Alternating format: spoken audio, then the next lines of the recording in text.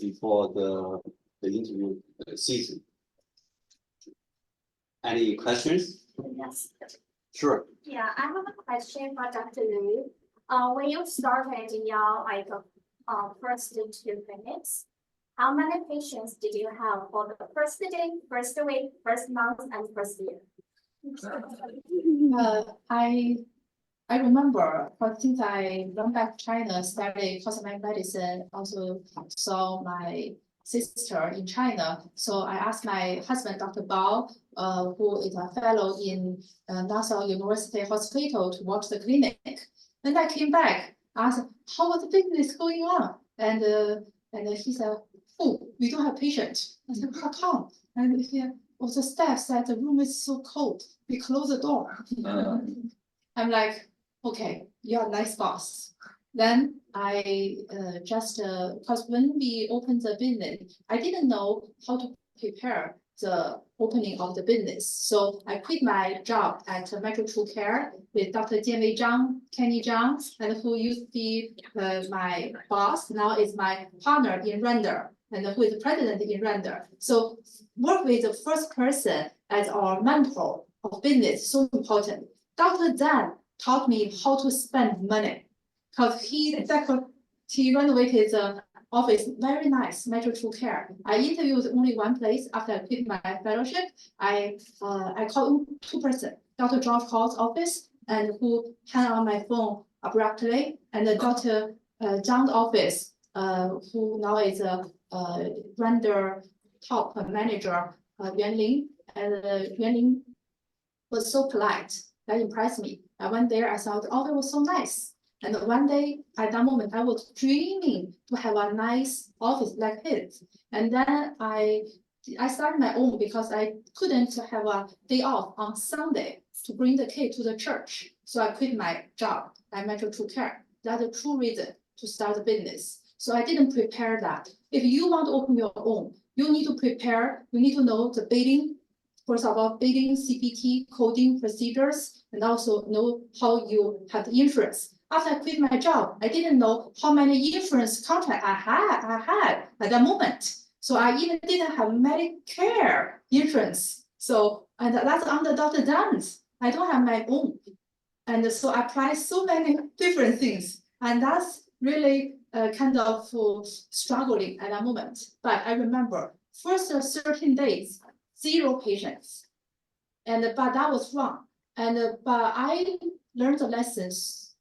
Now, if somebody want to ask me how to start your own, be an entrepreneur, come to me. I will open my heart to you, and I encourage young people to take your guts and encourage, and be brave and dream big, and also unite together. And the people put the things together like ACAP and even CAPA. And they are very helpful. They helped our doctor to achieve our goal. And so I remember the first, I think 3 months, almost 100 days, the office visits number, people service, right? People service make us be survived. And just about 100. So that's too little. That made me end up with bankruptcy, actually. And so, but I got support from family, friends, high school classmates, my son's previous after school principal, and they lend me the money. And so I appreciate. So this appreciation is a driven kind of energy, and he empowered me so much. I want to pay back to the people who supported me. And because I always say, our patients, 病人就是衣食父母. And many patients, they are very kind of arrogant. They say, oh, 我们是你的衣食父母. But somehow they are wrong. But you, in our heart, I think patients are kind of the true source of money. You know why? But this is on this kind of deal. This is we have to, but we are on the higher position. But we handle their lives. So I think to run business successful, and you need to prepare many things. Find a nice location. My location was not good. On the first car, that was a nice building. I used kind of my way, my little money renovated, even now still on the same way, using by attorney. And so this put too much money. But initially, I think overall, when you start your own, you need to find a good mentor, work with them, learn how to deal with people, run business, and learn a good role model, then mimic them, and then prepare well the knowledge of running business, and find a good partner, and find a good manager. But initially, maybe you run your own. So forget about numbers. If you want to do business, catch the error of fee for service. You got what I'm saying? Okay, just do it. If you ask me 3 years later, how many patients, or 1 year I have patients, I think a year later, I just tell you, I struggled so much initially, and I only know the patient number visit because fee for service, right? And I think when I was about to quit to come to hospital with my husband, work as hospitalist, and a person came to me saying, Dr. Lu, wait, let me help you. You are such a nice doctor. If we can see more than roughly 20 patients a day, which means you two doctors can make the house kind of be good. And then 3 months later, me and my husband reached the number of together about 20. And so, which means you really need to have certain idea of how to run business. There are ways for you to be successful in the area of fee for service. Okay, thank you. You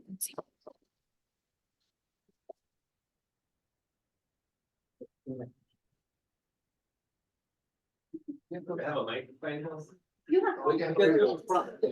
Come. I think I have a question for Dr. Xu. Okay. Why am I so like close to the speakers here? Dr. Xu, I'm actually into my 3rd year as attending hospitalist, and I'm very interested in your career path. My 3rd year residency, I applied for pulmonary critical care.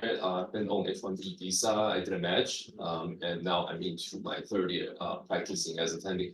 What was your thought process initially becoming a hospitalist? Did you already have a like?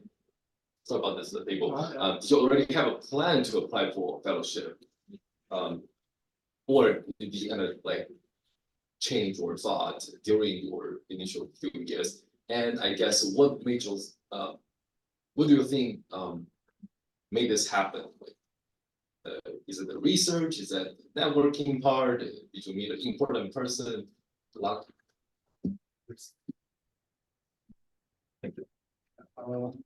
Thanks for the question. I guess there are 3 questions. First up, Yeah. I guess how I decided, when I decided, and how did I do it? I guess I'm a very practical person.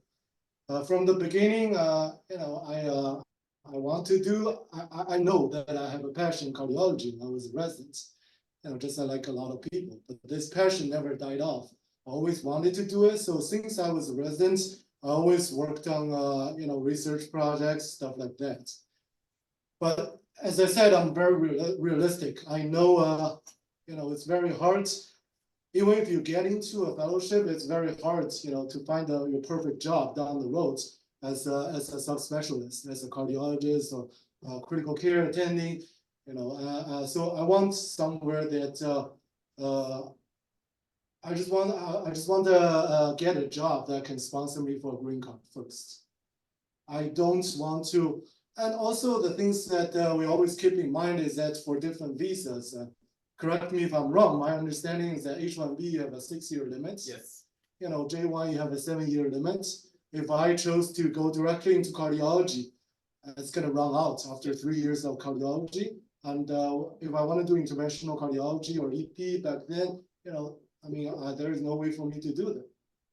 Fresh out of general cardiology training. So, that's thought process. And how did I do it? I mean, it's not hard. I mean, it's just every year for cardiology. I don't know the numbers for concrete. Every year there are 800 people in this country that match around that number that match into general cardiology.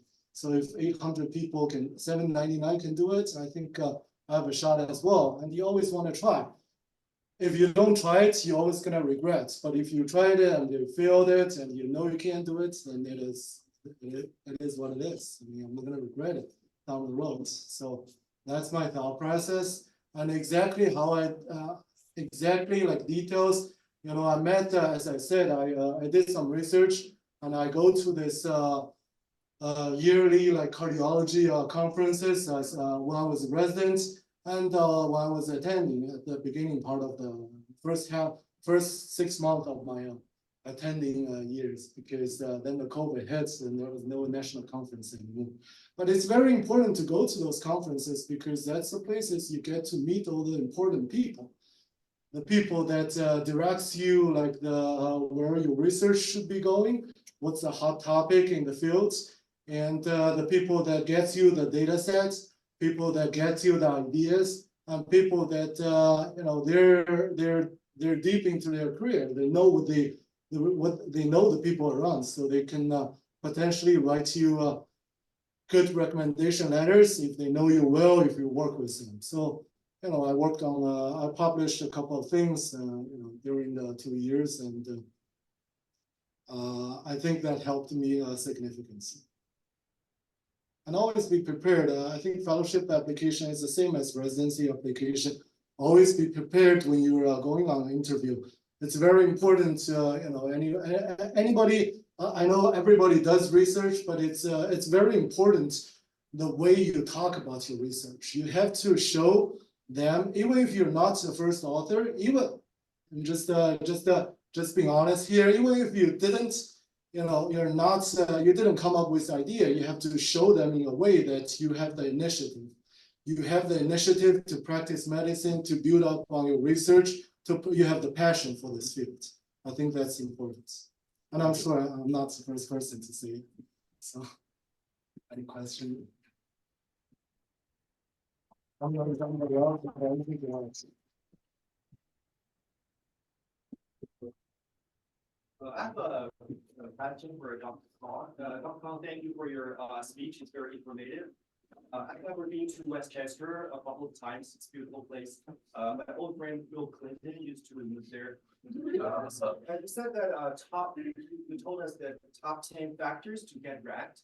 So the top 4 factors, interactions with faculty, interpersonal skills, and feedback from residents, I think they're all related to communication skills. So what's your advice for improving our communication skill? So especially, I think I'm observing right now in the OR, usually the attendings, they're pretty busy. They just leave after surgery. How do we start a conversation with them and get more information?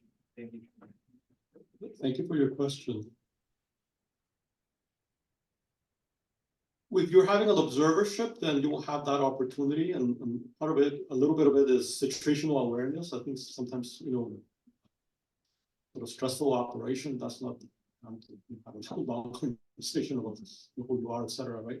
But I think in the context of the application, the communication skills is during your interview, right? In your interview, you're invited to a dinner to do that, and you know that's a little bit of what Dr.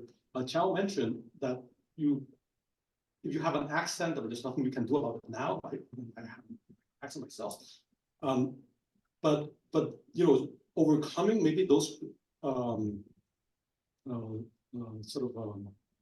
maybe cultural barriers to interact in that type of setting. You know, I myself, I'm not very active in large dinner settings. I think part of it is my cultural upbringing, but you have to overcome that a little bit so that they notice you get to that situation. You know, it's you're into. I will try to approach it this way: you're interviewing the program as much as the program is interviewing you. So you want to naturally try to get as much information about the program, whether you're going to fit well, whether you like the people you're having dinner with. Just like they're doing the same with you. So if you keep that in mind, maybe, you know, hopefully that open some doors of how you interact, and you can show your best face.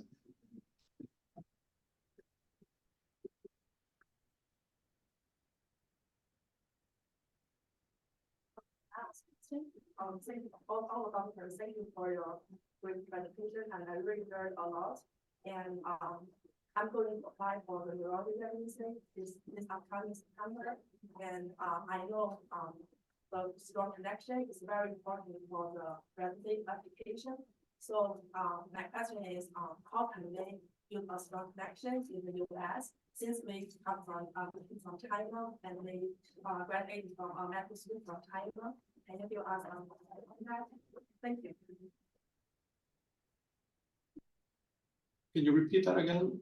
Yeah, sure. My question is, they come from China and they graduated from a medical school in China. So how can they build a strong connection here in the US?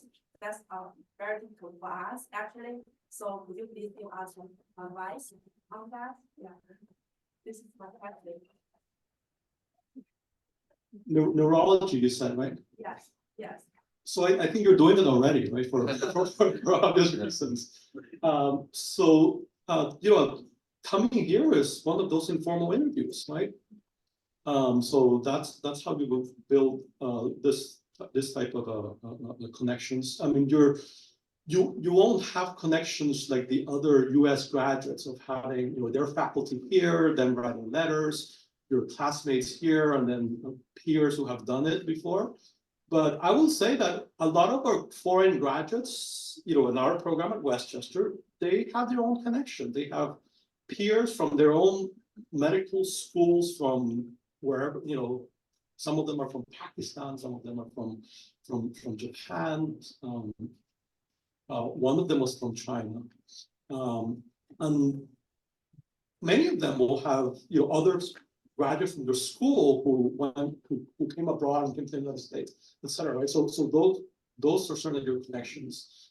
If you want to build more connections, what I was trying to suggest was that if you are willing to spend that time doing research at an institution and you were thinking about an academic career or thinking about, you know, experiencing the academic career in the United States, you don't have to be a resident to do that. You can be a research fellow. And when you do that, then that opens the doors to you presenting at the national meetings, meeting, you know, all the different people in your field. And sometimes, you know, when you get to apply, you know, that may be a benefit. Thank you. Want to make a quick comment for that. For ACAP, we do have an observership program which helps the CMG, especially for Chinese medical graduate, and get familiar with the US health system here. And we, outpatient observership program have been doing from last year and quite successful. And inpatient also start initiate in in NYPQ and one hospital. And yeah, joining ACAP, we have a lot of other events, and also the camps, Dr. Chan, Dr. Kong, they're camp board members, so they have a mentorship program and also a lot of resources for the CMG or mentorship students. Thank you. And also our president, Dr. Lee, is a neurologist.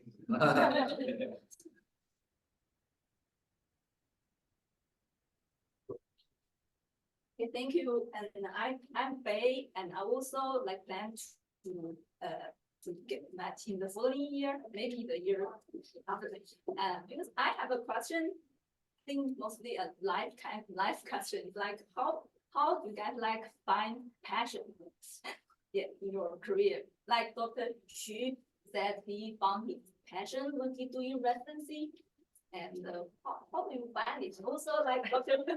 at the beginner, and also sometimes you feel you have passion in that major, but then the reality that because your package like gap of year is too long, or other things, or you work in another department, so it's life is not that easy sometimes.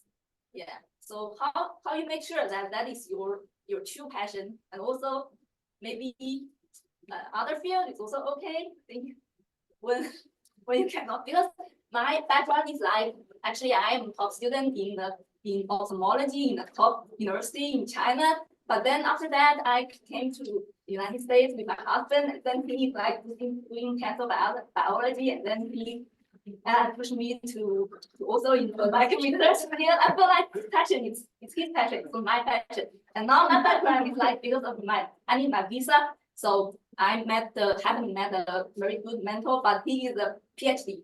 he's a PI, and also I work in the pediatric department. Now I have all the connection in pediatric field, so I feel like my PI asked me, "You really want to apply for pediatric?" And I'm saying, "What? Yeah." So I feel like, yeah, sometimes I think like this. How do you know your passion is your passion, and how do you find it, and how do you confirm it? So the show is first. I mean, this is very interesting. I mean, talking about passion, it's just a very simple question. What do you like? Do you like deal with kids every day, or do you like deal with eyeball every day, or do you like stay in the research lab every day? What do you like? What makes you happy? I feel good when I like doing ophthalmology and I'm doing good, and then I feel good I'm working in pediatrics. Well, But not with the research. So I know like I'm a research. clinical person, but not that specific. So you don't like research, right? I don't like research that much. Good, you already excluded one possibility, that's not your passion, so you're more a clinical oriented type of person. So it's not like you have to like something and dislike something. As a doctor in medical school, we train all in the same way. So it's possible that you like a pediatric, you like ophthalmology, and you can like a lot of things, okay? So the beauty of this country is there is no limitations. You can start with pediatrics training, and then if later on you decided that maybe I don't like it, and you can switch. So that's nothing a done deal. Like the whole system is very welcome or very flexible to the trainees. The only thing that you want to consider, most of the time I see many candidates, is not because of passion, but because of reality, because of, oh, I have family to support. I need to be attending to support my family. I need to take the shortest cut. That kind of consideration, not because of passion. So if the only concern for you is passion, I would say explore. Okay.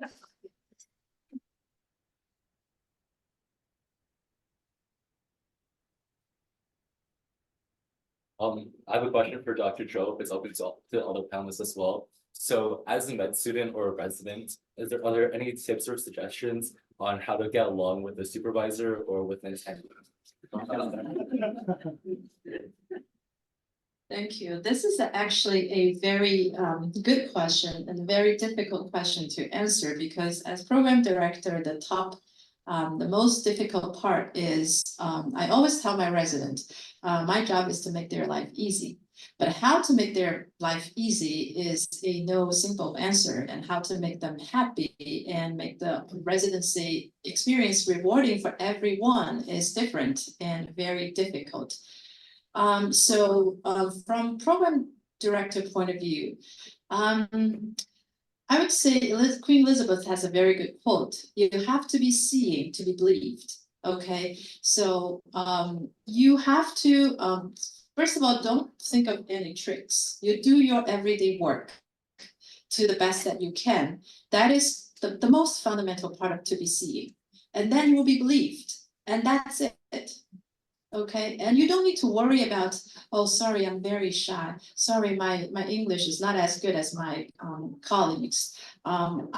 When they start to talk about jokes, talk about movies, talk about sports, I don't know nothing. I can't even join their talks. Don't worry about all these. Those actually, I mean, it will make you feel like very good, but that's not a critical thing that we judge how competent a resident is.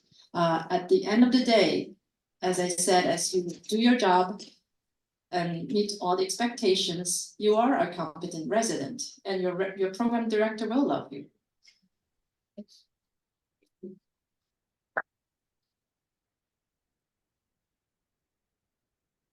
And David, if I may follow with a question.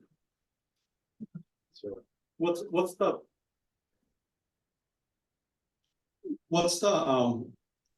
the setting you are alluding to? Like which mentor is a research mentor? I guess just like in general, it's like kind of stereotypical, but there's a couple stories being told out there of like potential supervisors or attending looking down on like residents or not always being the most supportive. So how would you as a resident or as a med student deal with that, or yeah, things like that? You're a resident or? Actually a high school student. High school So, student, very right? down the path. No, it is very important, because I think as a high school student, you want to have establish these relationships, with the opportunities that are granted to you, either clinical observership or research or so on and so forth, right? There's a meeting in general surgery called the Academic Surgical Congress, where sometimes we have medical high school students presenting. They have the opportunity to meet somebody, they work together on a project, and you get to be standing in front of a podium with sometimes 20 people. Sometimes it work really good. It's a full plenary session, right? But those opportunities exist. If you happen to have one of those opportunities, I mean, you got to put that on your CV, right? And when you apply to medical school, I mean, that's going to stand out.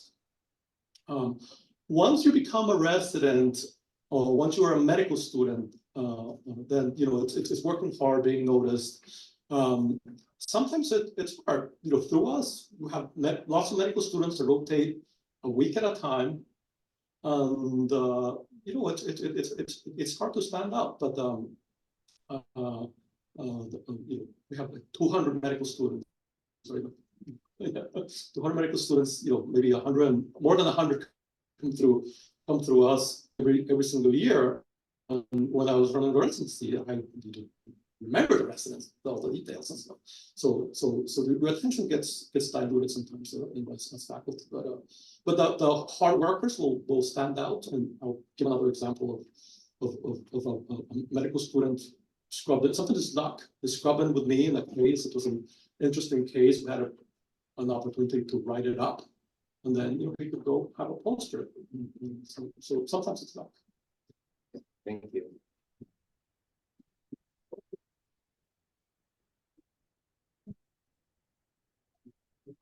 I have a question for you.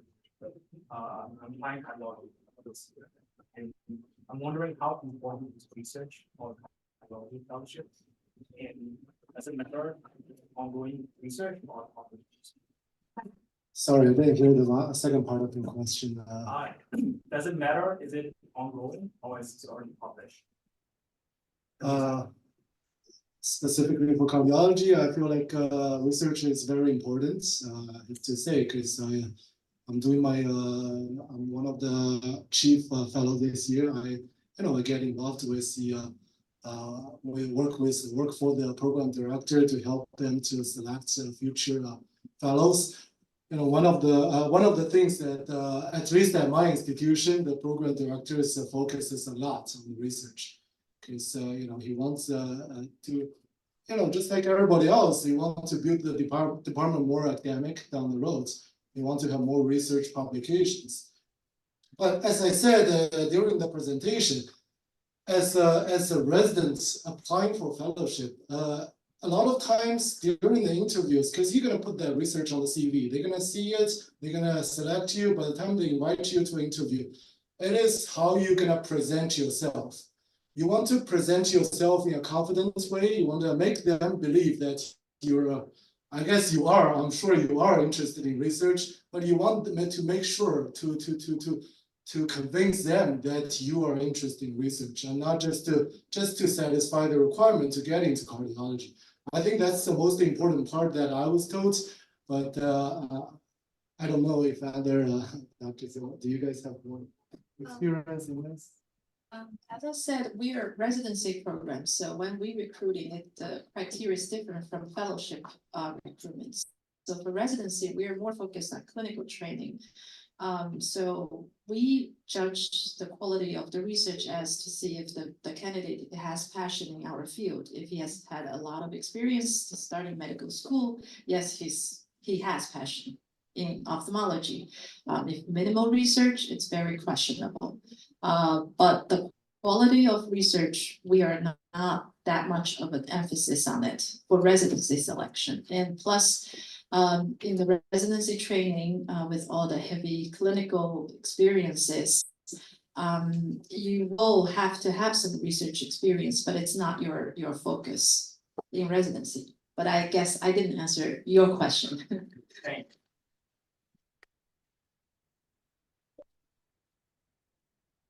We have one more question. I have a quick question for Dr. Joe. You just mentioned that experience in true clinical environment is very important to application. So I'm applying for PMR residency 2025.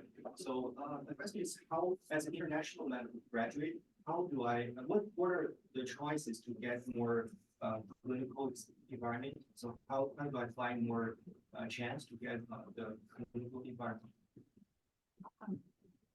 Yes, so US clinical experience is very important.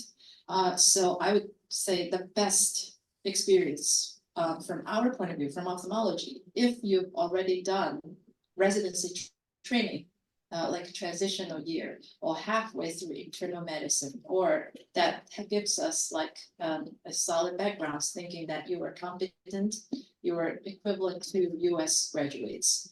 But not everybody can go through that. So if you can't, then if you have been following with like MD physicians in their clinical settings for relatively long period, not talking about just shadowing with the doctor for like a couple of weeks or a month, that's probably not going to help much. But if you've been like working as like an assistant for him for a year, and that doctor is like heavily evaluate you and very happy about your work experience, that counts. So if you can't get neither of them, so then at least spend some time in the hospital setting, familiarize yourself with the US system. That's better than nothing, better than nothing.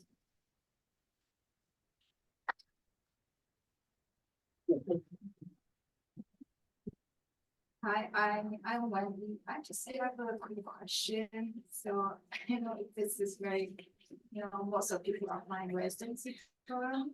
So in that case, if the person which is spelled against a mistake, so but this path is really tough hard. So I was thinking there is another alternative way. How can I, still have a chance to follow my passion to practice in clinic. And I briefly, my background is I graduated medical school in China and I did a PhD in Japan and came to the United States, basically did all the research. But it was not really giving me too much joy. So, I decided to switch to the clinic, but unfortunately this step is so hard to go through, and I just kind of ask some advice for alternative to play, still have a chance to do healthcare, patient care, those parts of the possibility.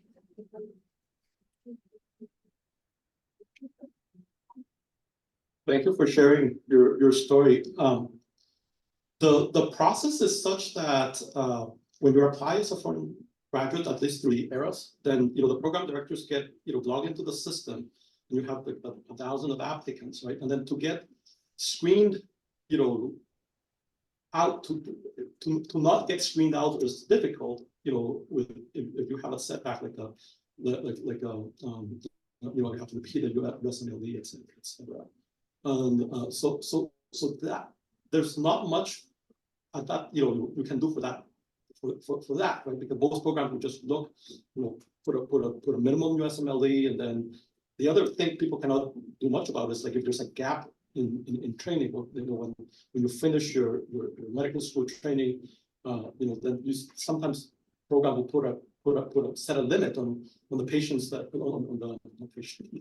on the candidates they will look at, but. I would say that with your background, the PhD, and having done some research, the way to get past that